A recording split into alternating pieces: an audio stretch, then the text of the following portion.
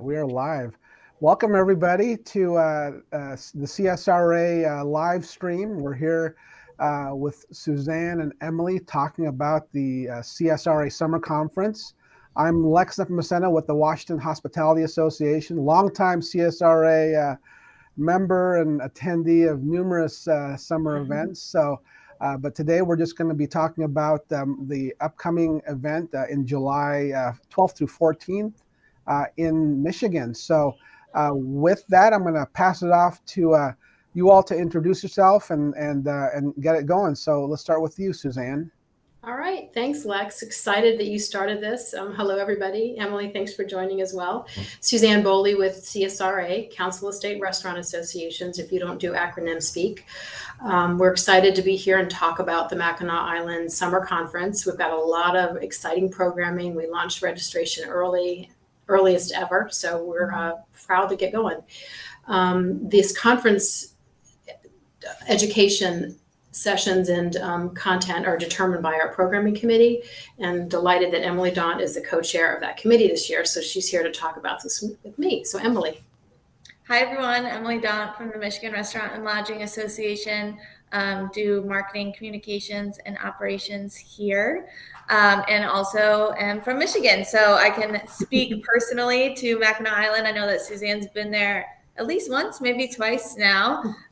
So we can kind of go into what that experience is, some more details about the uniqueness of the island, as well as just the benefits of going to the conference and what it means to be together for that conference and in person, and the unique takeaways from doing that versus being over a screen, which we've been for a while, even though, we were in Santa Fe last year, but not everyone could join us. So hopefully we're even more together this year on Mackinac Island. Really good point. We did the hybrid event last year and we needed to do that. We're excited though that everything's in person this year. So we want to talk a little bit maybe about the education that we've got, Emily, and I think that's really looking powerful. We know that people have the opportunity to just talk a lot on Zoom, and so we share a lot throughout the year. This is our opportunity to really educate people. So we've got some great speakers and sessions planned. Yeah, I think the committee, the planning committee for the conference really came together. I feel like even, earlier than we ever have to really get these details laid out.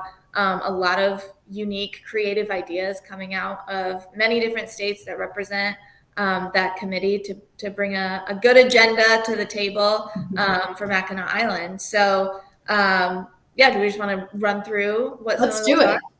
My favorite is a Michigander that you shared some links to, and that's Mark Ostach. Yes. Go ahead. Yeah, he's going to be talking a lot about digital wellness, which kind of fits into what you said earlier, Suzanne.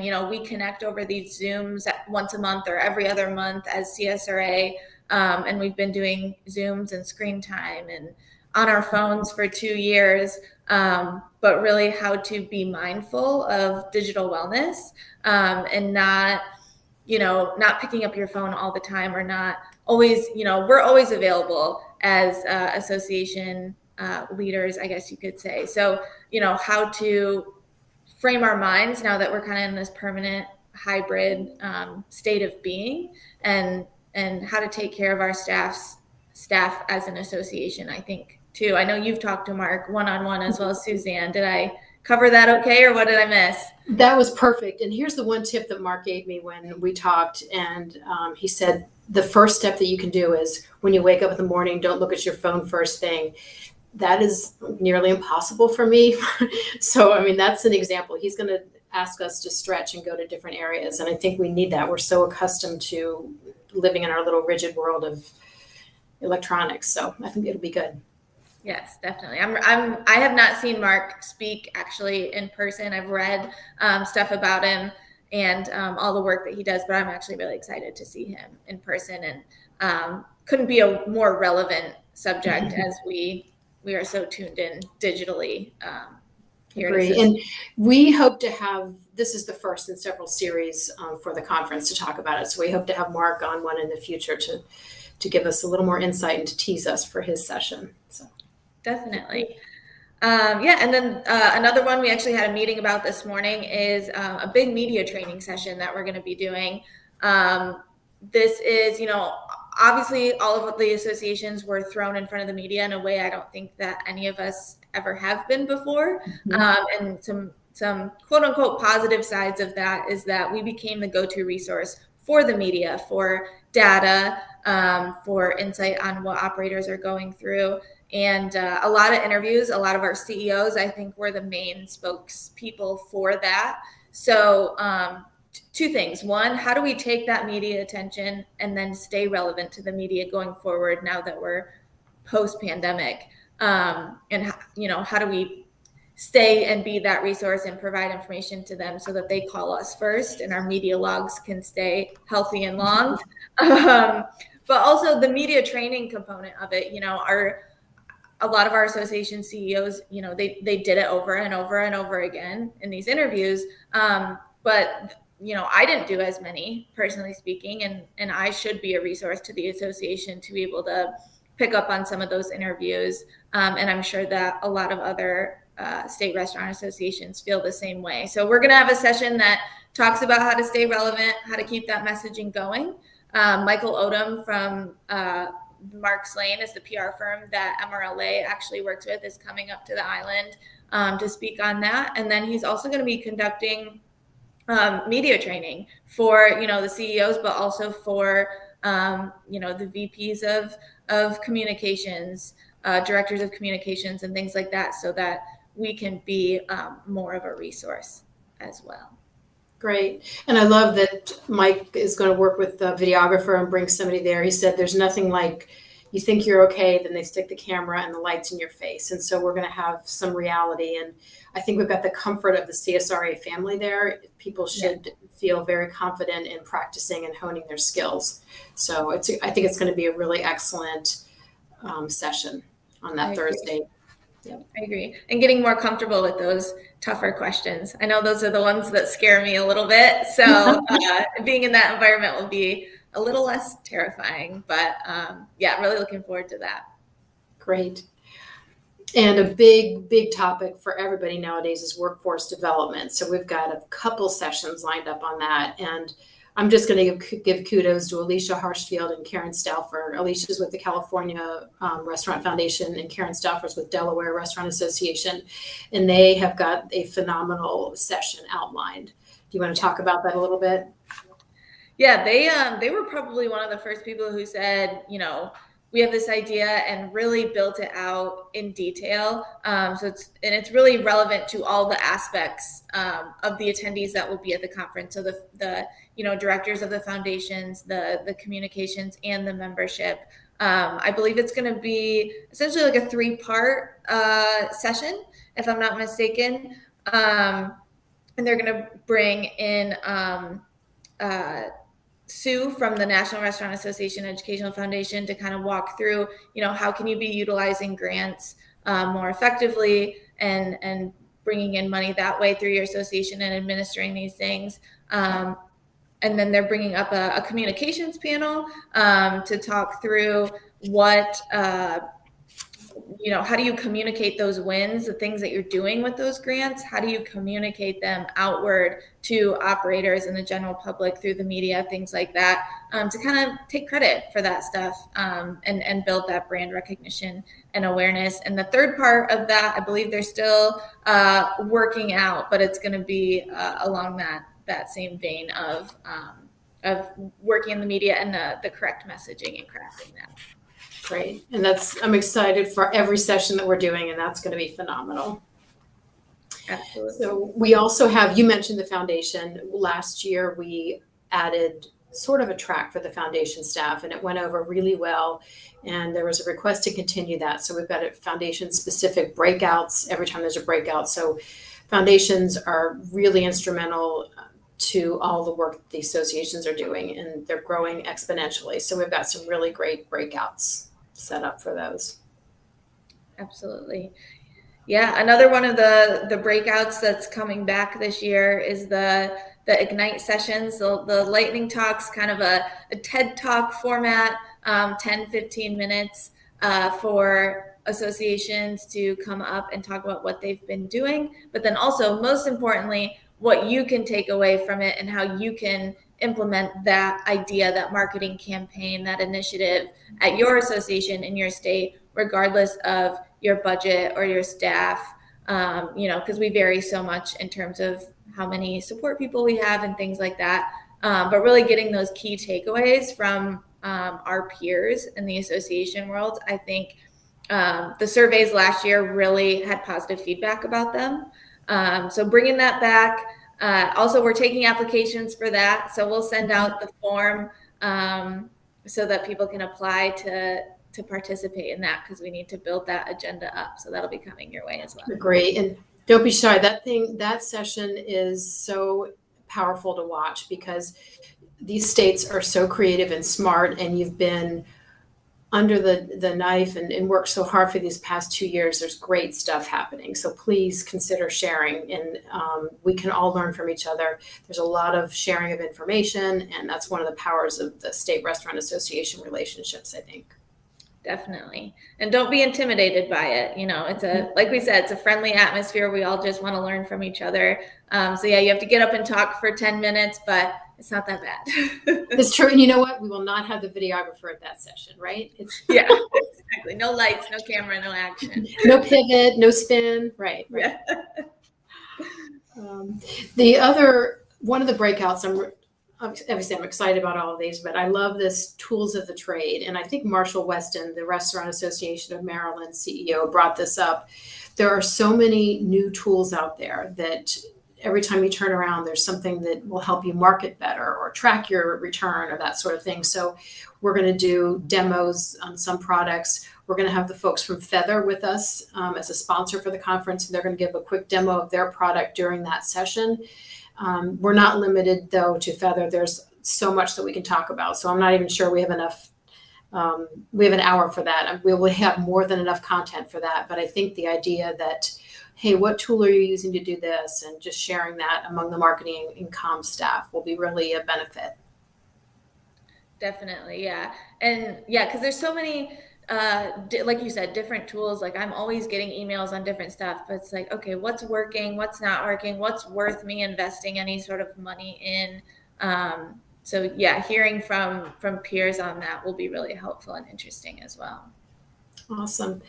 And then we've got a breakout. It's kind of a plethora of topics, and that is restaurant weeks and awards and women in hospitality. These have been kind of exploding over now that we're back to reality and maskless and be able to meet. And so people have visited Delaware Restaurant Association's Women in Hospitality event. I think, Emily, you attended there. And so other states are looking at doing similar events. So let's talk about it. And exactly. I saw an event with the Michigan Restaurant Lodging Association you were attending, and I saw Women in Leadership or Foundation work. Yeah. So yeah, just yesterday we were at a conference here in Michigan promoting our Women in Hospitality leadership. And because of, all the work that Delaware has done for their Women in Hospitality initiative, I attended their conference back in November in Delaware and really kind of springboarded a lot of ideas for our initiative here in Michigan. And we're going to host our first statewide conference in November this year. And their team has been such a resource, both, at a conference and then just through email on how to build that and what works best. And same with restaurant weeks. I've connected with Jamie from Arizona and Sarah from Indiana. They both run their restaurant weeks. So having these breakouts to really connect and say, okay, you're doing this, and what do you wish you would have known? How should we go about this? How can we do this? Is really beneficial. And I think as we're all kind of getting back onto track, I guess, or, we're not just crisis communications anymore, being able to come together in person and have those conversations is going to be really important for this conference. Agree. And those are prime examples of what you just said. That's exactly what happens at this conference. So you need to be there. If you're looking at a Women in Hospitality event or tweaking your awards or restaurant weeks, Arizona and DC are super successful for those. So we get to hear about that and learn. So should we talk about the island now, Emily? So, As we were preparing for this, I said, Emily, which lake is that? Lake Michigan? And no, the Michigander corrected me. It isn't Lake Huron, but a common mistake. Lake Michigan's probably the most well-known of the Great Lakes. But yeah, Mackinac Island, I'll give a brief overview. I think it's the jewel of the Great Lakes is what they've coined themselves to be. And that's true. It's an island in Lake Huron in northern Michigan. And there's no cars on the island. They have not allowed cars on the island for a very, very long time. And so the way to get there is on a boat, on a ferry that you take from Mackinac City over to Mackinac Island. And then once you're on the island, the two main modes of transportation, apart from, I guess, walking, would be riding a bike. So there's bike rentals everywhere. And then horse carriages. So you'll see the horse carriages going up and down all the streets and taking people around. And, they have a horse carriage taxi, that sort of thing. And our background, we have some pictures posting up there. It's just really a unique experience. And it's something that, I've experienced since I was a kid. So I don't always remember how unique it is. But it really is a unique experience to come over on the ferry, fly in, drive over to Mackinac City, take the ferry over. That pictures of Mission Point, which is where the conference is going to be taking place. And really just experience the life of the island. It's slower, it's beautiful, and there's a lot of historic parts of that. We're going to be going. The conference itself is at Mission Point Resort, which is a beautiful property on the sunset side of the island, or sunrise. I can't remember. I think sunset. And they have a spa, and it's a beautiful property that's chairs right out on the lake, just hang out. We're going to be going to the Grand Hotel, which is a famous hotel. It has the longest porch in the world at, I think, 660 feet, if I'm not mistaken. So yeah, and I'll let Suzanne talk about it a little bit, just as kind of a first timer and what her impressions were of that uniqueness as well. I agree, Emily. It was so special. I found myself crossing the street and looking for cars. It's just, we're so ingrained in that, and it was pleasant. I felt like I'm like in the Little House on the Prairie days, that it brings you back to a simpler time, and yet it's beautiful. The beauty of the island as you're taking the ferry over, it's stunning. And you see, I think Mackinac means turtle, and there's the shape of turtles are everywhere. And just getting that experience of landing, and your luggage is taken on this horse carriage, and you just realize, are we in the 1800s here? I love the fact that the island itself is 8.2 miles. So I have the 8.2 cap. So make sure you get one of those when you're there. The Grand Hotel, as Emily mentioned, I didn't realize the statistics on the length of the porch, but it is stunning, and it's on the other side of the island. So we'll get that perspective. And in the summer there, it's light quite late. And so we'll have a beautiful view of the sunset that night, and it's full moon. It's just going to be really spectacular. We're on the west porch there, and that's Wednesday of the conference. There's also golf and all sorts of family amenities. We have our friends from BYOD as sponsors for the conference, and they are from Michigan as well. And they're going to bring up their golf simulator and have that available for the kids during the day and the adults during the evening, perhaps with a cocktail around the fire pit. So there's just so many activities that are going to make for a very full set of 3 days. Definitely, yeah. And it's, an experience you can't fully get until you're there, I will say. And the travel's worth it, wouldn't you say, Suzanne? Totally worth it. And it's an experience. And so let's talk about that. How do you get there? We've got some options, right? Yeah, lots of options. So you can fly into, there's, several airports. The most convenient is Pellston. And then you would take a shuttle over. How long is that shuttle? 20 minutes. 20 minutes over to the ferry. And then you get on the ferry, and that's about 20 minutes, if I'm not mistaken. Mm-hmm. And then you're on the island, and it's also very walkable. I've done the walk from from the ferry to Mission Point as well. But then, you do have the horse-drawn carriages that you can take around. So that's kind of the overview. It's planes. I've gotten a lot of messages from other associations already to say, okay, what are we doing? How do I get there? Planes, trains, cars, ferries. Exactly. And some there you can be creative. I know the folks from Ohio and Wisconsin, I think, are taking the ferries from the other side of the lake. And so you can get creative. Pelston is the one. I think Sault Ste. Marie is a more friendly option for those coming from the West Coast. So that's another airport to look into, connecting from, a major hub. And I just looked at it as an adventure that day. It's very fun. And just remember what Emily said. I wish I'd walked. I got to the island and I was like, oh, yeah, the horse carriage. So I got on that. And it's very pleasant and fun, but you can walk. Everything's walkable. Yeah. And it's beautiful. You get to see the shops along the way, and you get to see the very cool things. A lot of fudge shops on the island for some reason. I did ask Justin Winslow, our current CSRA president, and Michigan Restaurant and Lodging Association CEO, about a fudge event where we can make it. He said, I think that's a little messy, Suzanne, but certainly you can buy some fudge when you're there. It's delicious. So yeah, Mackinac Island is known for its fudge. It's the horses and fudge and bikes. And bikes.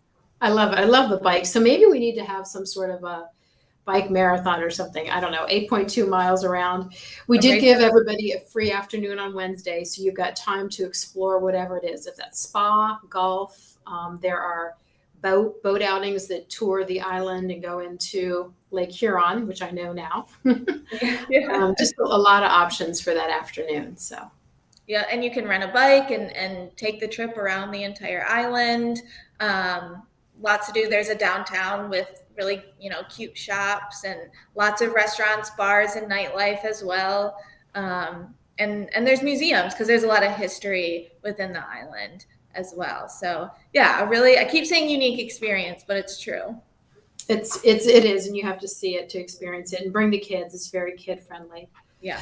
I will say, there are some other, I'll just quickly jump into, there are some other travel options. If you want to coordinate and kind of, get a group together, you can, the Lansing airport, it's about a 3-hour drive up to the island. The Grand Rapids airport's about 3.5. Detroit's a little farther. It's our, the major hub in Michigan. So that's more like 6 hours, but there are other options as far as flying in and driving up too. So just all things to explore, and happy to be a resource to help coordinate too as a Michigander. Great. And we'll put that in the resources, Emily's contact information. And I want to remind anybody who's watching or tuning in later, if you have not made your reservations, please do so now. The airfare and gas prices go up weekly. So just please get yourself locked in so you're set at the most reasonable fare. Definitely. Should we ask Lex for him to jump back in and give his opinion as a many-time attendee of the conference? We should. Well, yeah, it's these conferences, I always learn something new from them.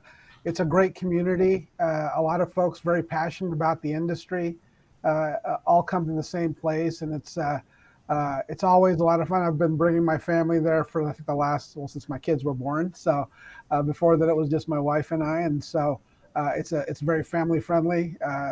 Suzanne and the team do a great job coordinating things so that you have enough time to spend with your family and explore on your own, but at the same time have time to network with colleagues from around the country. So I couldn't recommend this event enough to folks, and it's always a great job. And Suzanne, you always do a spectacular job.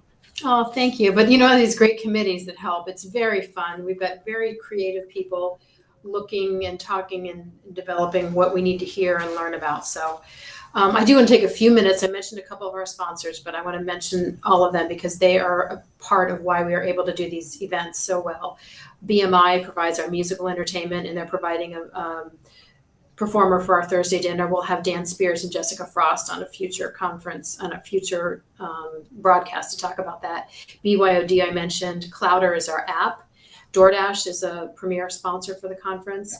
Ecolab will be with us. Hand sanitizer, very important nowadays. Employers, Feather I mentioned. FinTech is new to the summer conference. Heartland is a longtime sponsor. Novi AMS is a web provider. Personify, which many of the states use, will be there as well. Spot On is a POS system that a lot of people are talking with, and then United Healthcare, Kimberly Vanderborn and her team will be with us. So we're very grateful to have that support, and all of those people will be attending as well. So you get networking with your state restaurant association colleagues. You also get networking with these industry supporters that many of us work with throughout the year. Definitely, yeah. Yeah. And I think that's it. I don't have any questions, but if anybody has any questions, this is streamed on the Facebook group for CSRA, so feel free to add your question there. We will also, as Suzanne mentioned earlier, there's some resources. I'll make sure to append the streams with that information on here and on YouTube, so you'll be able to access and download all that information. Anything else for the good of the order, Emily, Suzanne?